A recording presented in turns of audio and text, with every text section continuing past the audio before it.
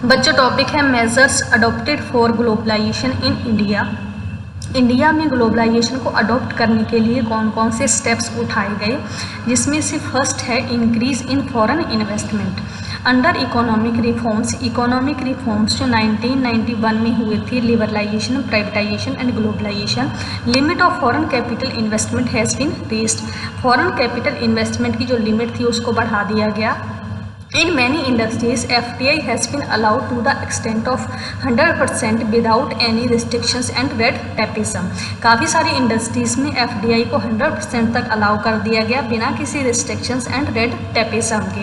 Red tapism ऐसे strict administrative rules होते हैं जो डिसीजन लेने में बाधा उत्पन्न करते हैं। फेरा रिप्लेस्ड विद फेमा। फेरा को फेमा से रिप्लेस कर दिया गया क्योंकि फेरा में फॉरेन कैपिटल मूवमेंट के लिए स्ट्रिक्ट रूल्स थे और उन रूल्स को फेमा में लिबरलाइज कर दिया गया। Many incentives are given to the foreign investors to attract their investment. काफ़ी सारे जो इंसेंटिव्स थे वो फॉरेन इन्वेस्टर्स को दिए गए ताकि जो फॉरेन इन्वेस्टर्स हैं वो ज़्यादा से ज़्यादा इंडिया में इन्वेस्ट करें। इसके बाद नेक्स्ट है partial convertibility of Indian rupee. Convertibility का मतलब होता है मीन्स टू बाय और sell foreign currency like dollar और pound sterling for foreign transactions at a price determined by market forces. Foreign currency को बाय या सेल करना किस लिए? फॉरेन ट्रांजेक्शन्स के लिए। किस रेट पर? मार्केट रेट पर। तो ये क्या कहलाता है? मतलब फॉरेन करेंसी को परचेज और सेल करने की परमिशन मिल जाए फॉरेन ट्रांजेक्शन्स के लिए मार्केट रेट पर, तो उसे क्या कहते हैं हम? Currency convertibility. तो ये इंडिया के अंदर तब जो थी पार्शियल करेंसी कन्वर्टिबिलिटी को अलाउड कर दिया गया। पार्शियल करेंसी कन्वर्टिबिलिटी का मतलब है भी जो करेंसी कन्वर्टिबिलिटी थी वो सिर्फ इन 3 ट्रांजेक्शन्स के लिए अलाउड थी, जिसमें से जो 3 ट्रांजेक्शन्स थी वो ये थी import and export of goods and services. अगर गुड्स एंड सर्विसेज का एक्सपोर्ट इंपोर्ट होता है तो उसके लिए जो थी करेंसी कन्वर्टिबिलिटी अलाउड है। इसी तरह से पेमेंट ऑफ इंटरेस्ट और dividend on investment. And third था remittance to meet family expenses. तो इन तीनों ट्रांजेक्शन्स के लिए जो करेंसी कन्वर्टिबिलिटी थी वो अलाउड कर दी गई। This convertibility does not cover capital transactions. Capital account transactions के लिए जो कन्वर्टिबिलिटी थी वो अलाउड नहीं थी। तो इसी तरह से इंडिया में क्या किया गया? पार्शियल करेंसी कन्वर्टिबिलिटी को अलाउड कर दिया गया। आज भी इंडिया में जो है पार्शियल करेंसी कन्वर्टिबिलिटी है क्योंकि आज भी कैपिटल अकाउंट ट्रांजेक्शन्स के लिए जो कन्वर्टिबिलिटी है उस पर रिस्ट्रिक्शंस लगी हुई हैं। तो लिबरलाइजेशन को अडॉप्ट करने के लिए इंडिया में पार्शियल करेंसी कन्वर्टिबिलिटी को अलाउड किया गया। नेक्स्ट है long term foreign trade policy.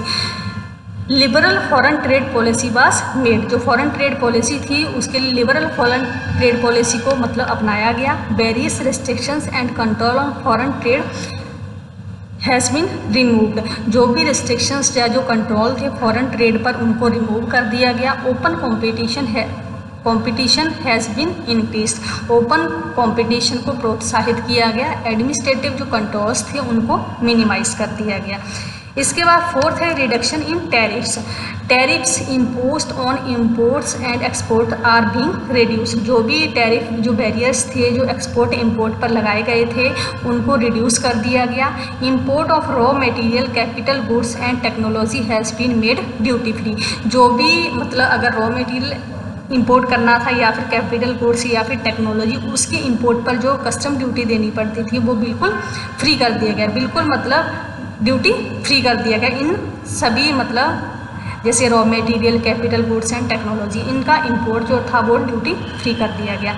It has promoted foreign trade off India. तो इससे क्या हुआ? जब इंपोर्ट जो था वो ड्यूटी फ्री कर दिया गया तो इससे क्या होगा? जब फॉरेन ट्रेड है इंडिया की वो बढ़ेगी। इसके बाद है export promotion measures to meet deficit BOP balance of payment, special facilities like concessional loans, tax concessions, less formalities means जो प्रोसीजर है उसको सिंप्लीफाई करना।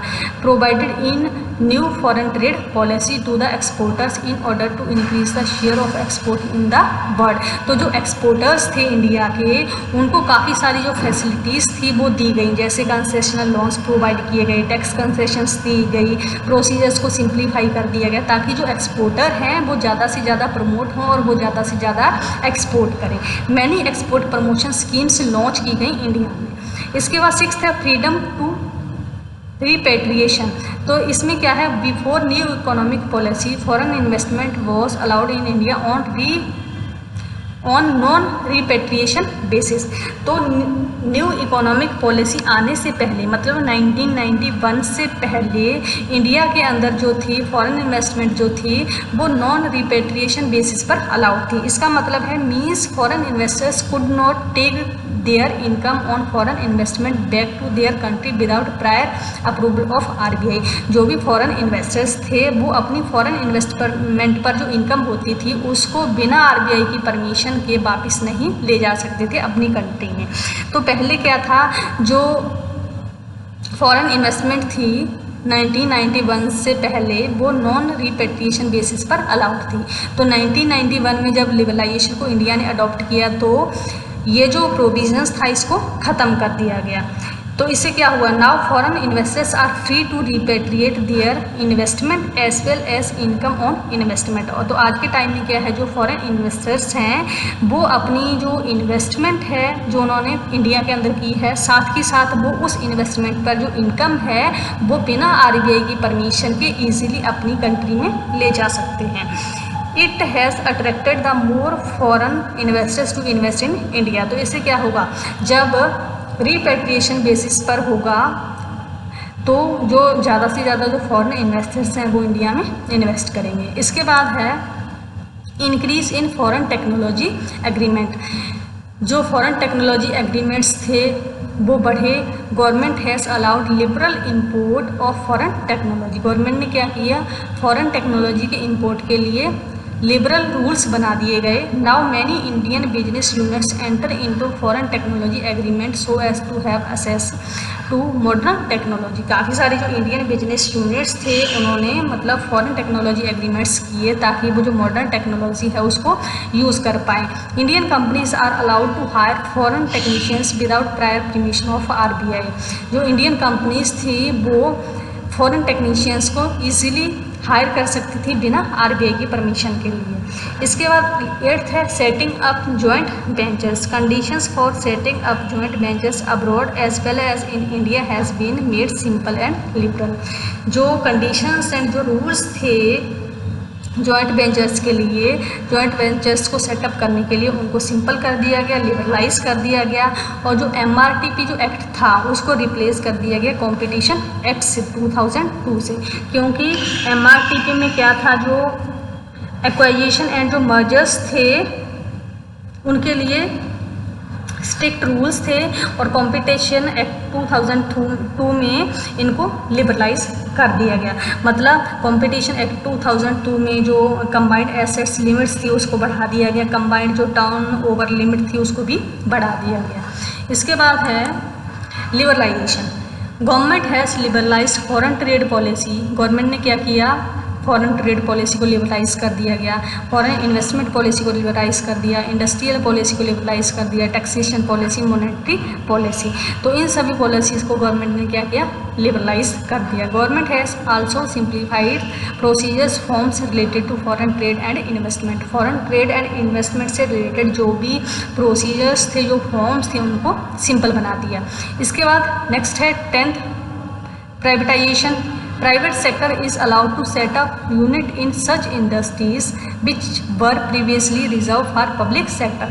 जो सेक्टर पब्लिक के लिए, जो एरियाज़ पब्लिक सेक्टर के लिए पहले रिजर्व थे उन एरियाज़ को प्राइवेट सेक्टर के लिए ओपन कर दिया गया। Many areas which were reserve for small scale industries has been open for large scale industries. जो एरिया पहले स्मॉल स्केल इंडस्ट्रीज़ के लिए रिजर्व थे उनको भी लार्ज स्केल इंडस्ट्रीज़ के लिए ओपन कर दिया गया। तो इससे क्या होगा, जब प्राइवेट सेक्टर आ जाएगा इंडिया के अंदर और जो मतलब स्मॉल स्केल इंडस्ट्रीज़ हैं उनको लार्ज स्केल इंडस्ट्रीज़ के लिए ओपन कर दिया जाएगा, तो जो फॉरेन इन्वेस्टर्स हैं, जो मल्टीनेशनल कंपनीज़ हैं, वो इजीली इंडिया के अंदर इन्वेस्ट कर पाएंगी। तो इससे क्या होगा, जब मल्टीनेशनल कंपनीज़ बिना किसी रिस्ट्रिक्शंस के इंडिया में इन्वेस्ट कर पा रही हैं तो इससे क्या बढ़ेगा, ग्लोबलाइजेशन बढ़ेगा। नेक्स्ट है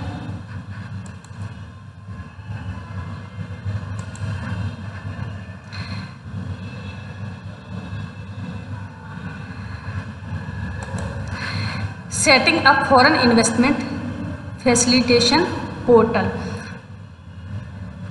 This portal is a new online mechanism for attracting foreign investors. It helps us to solve all the possible doubts in minds of foreign investors. तो एक जो न्यू ऑनलाइन जो मैकेनिज़्म था उसको सेटअप किया गया, तो ये क्या करता था, जो भी मतलब फॉरेन इन्वेस्टर्स की जो प्रॉब्लम्स होती थी, जो डाउट्स होते थे, उनको सॉल्व करता था। और लास्ट है फाइनेंशियल सेक्टर रिफॉर्म्स।